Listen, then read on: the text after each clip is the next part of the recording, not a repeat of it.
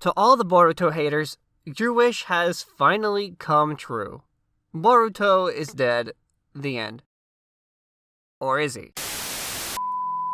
The first part of Boruto Naruto Next Generations has finally concluded after a staggering 293 episodes. While much of the anime remained canon, true to its original story, there remained a large chunk of it that was total filler. How many of you also suffered through the Funato arc? I'll be honest, it's not my favorite shonen, and it doesn't stack up to the original Naruto or Naruto Shippuden. But it's not all bad, and I'll tell you why. But first, a message from the YouTube overlords because, yes, they're back. Hello, we have returned. We have noticed you are not subscribed. Contribution to the state is required and therefore request your subscription to this channel. Thank you. I mean, if you subscribe, these calls should stop, but you have to subscribe. Also, I should mention I'm not really sure what next week's video is going to be yet, so this should be fun. Insert blurb about the 2023 1000 subscriber goal, yeah. Also, big thanks to everyone tuning into last week's Atelier Ryza video. That is currently my number 2 video in terms of analytics. Yes, the Citrus vs. Bloom and You video is still happening, don't worry. A Shin Sakai Yordi video like my Darling in the Franxx video is also happening sometime this April as well. That's all I have for the moment other than reminding you to check back occasionally for new community posts. Okay, let's continue, shall we? With the first part of Boruto having officially concluded as of last week, what's next for the anime? Well, that's a good question, and it's going to depend on a couple of things. 1. Original source material. So long as the Boruto manga stays in production, there will be plenty for the anime to hopefully adapt when it returns. That being said, the manga chapters only come out once a month, and anime do frequently cut certain material and can adapt several chapters per episode. This will become a problem for Boruto if it can't find enough anime original content to help fill in some of the gaps while still remaining relevant to the story. For example, the manga did not discuss Code's underlying loyalty to Jigen, aka Isshiki, like the anime did. His jealousy for such was also not adapted. So long as the anime can keep things relevant and moving at a decent pace, it should be alright, but it will eventually hit a wall where it runs out of content, which is what led to the Funato arc. But there's no telling if this will have any impact on the rest of the story or not, or if it was just a conclusion to the Hidden Mist arc in the episode 30s. Yes, it's been that long, of the anime. Number 2. Other Studio Pierrot anime. I think if you asked a group of 20 people who've seen both Bleach and Naruto, you'd probably have about 12 to 15 say they prefer Bleach despite the filler arcs. Now, this could easily go either way, but I'll tell you why I think Bleach wins out here. Its level of storytelling isn't as deep, sure, but there are no training arcs per se except for when Ichigo is training to use Bankai, and even then, there was a lot happening during this time. Rukia's execution and Aizen's scheme to capture the Hogyoku. The fights were also quite a bit more intense with more characters added into the mix, and now that we have the 1000-year Blood War arc, which, holy shot, that animation! The pressure for Boruto to step up its overall story arcs, cut filler, and improve animation quality has increased exponentially. While Boruto's animation isn't bad, the gritty style of the original Naruto anime will still have it beat at times. Unfortunately, this means more pressure on the animators and more money required for such a budget. There's a huge problem with the anime industry in Japan right now, and it's not something that can be swept under the rug. Animators are overworked, underpaid, and this results in lower quality product, which then leads to, you guessed it, a war on the anime. Look at the backlash Boruto receives. When it was announced the first part of the anime was coming to a close, there were many people who laughed it off, saying good riddance. The general argument, which is a poor one, is that it's a cyborg Naruto ripoff when anyone who's watched the anime knows damn well that is about as far from the overall premise of the anime as you can get.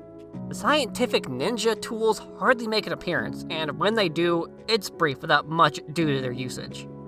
With all that being said, what could be next for the Boruto anime? What I think could happen here is that the Boruto anime stays on hiatus indefinitely. It could take the Black Clover route, which by the way, could return later this year, though there's not been any official announcement as of yet. If the anime stays on hiatus for several years, the creators have time to continue their work on the Boruto manga. Masashi Kishimoto, the mangaka, took over the Boruto manga a couple of years ago and is in charge of the story as of this point, the same person who developed the Naruto manga. Of course, there's more than just a story that goes into creating a successful manga. The illustration work is perhaps the most tedious and demanding part of manga creation. So, let's say the anime does stay on hiatus. This would allow other Pierrot works to run their course and give Boruto some leeway while the story develops. This brings me to my next point though. The Boruto anime could return in all its glory and pull a Naruto Shippuden, which it's already trying to do with Kawaki and Boruto, but this isn't all bad. The final few episodes gave us a lot more insight into the inner conflict between Boruto and Momoshiki and Kawaki and his desire to gain power with the karma. Remember how the anime's opening scene started? This gives us something to look towards in the future when the anime returns and we eventually reach that fateful day when everything is taken from Boruto. Again though, unlike Shippuden, which didn't give much focus on Sasuke and his rebellion, it did, but when you consider the split of time spent on Naruto versus Sasuke, it starts to make sense. The Boruto anime looks to spend ample time on Kawaki and his promise to make good on protecting Naruto, Lord 7th, which is a total 180 of what Sasuke wanted to do. He wanted to destroy the entirety of the Leaf Village. Kawaki wants to protect it. Once the anime returns, we'll have to watch for this conflict between Kawaki and Boruto because, as we all saw in episode 292, Kawaki does not hold back and will not hesitate to eliminate any threat that Naruto may face. Does Naruto sway in his conviction that Kawaki is family after killing Boruto at the end of 292 though? Where does that leave Momoshiki and his plan to revive using Boruto? We don't know for sure if the karma extraction means Momoshiki now can't revive or use Boruto's body. What we do know is that if Boruto were to lose control in some way or find himself injured to the point of death, he will stay dead, and this will have major implications on the anime. Remember, Boruto is now technically an Otsutsuki as well. Okay, so what if Boruto does die? How does that affect Kawaki and what he wants to do?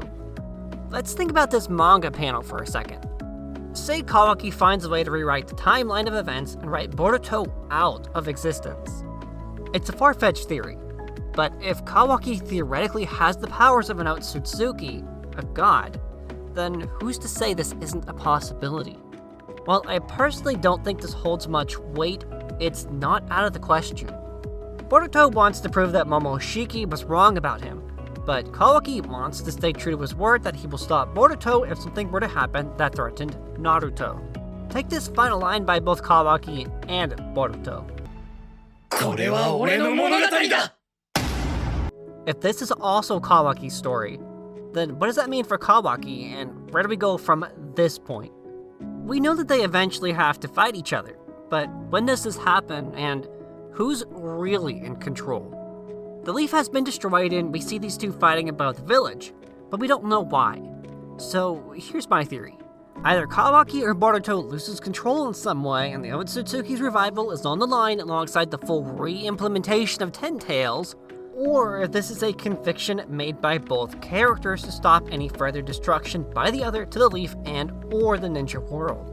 After the conclusion of the Fourth Great Ninja War, the tailed beasts were freed from their Jinchuriki and were allowed back into the world.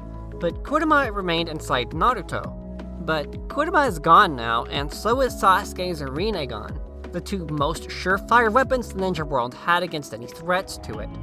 We know Kurama's chakra is gone, and that half of each tailed beast chakra still resides within. But this chakra doesn't get mentioned anywhere, nor does it seem to be used, which presents an inconsistency at the moment. Does Naruto make a pact with the tailed beasts again and use their chakra? That seems like too obvious of a solution, and even then, it might not be enough. The other Jinchuriki couldn't handle themselves unlike Naruto could with the Nine Tails. So what good would fighting the Otsutsuki again do? Look at how Naruto and Sasuke struggled against Kaguya at the end of Shippuden.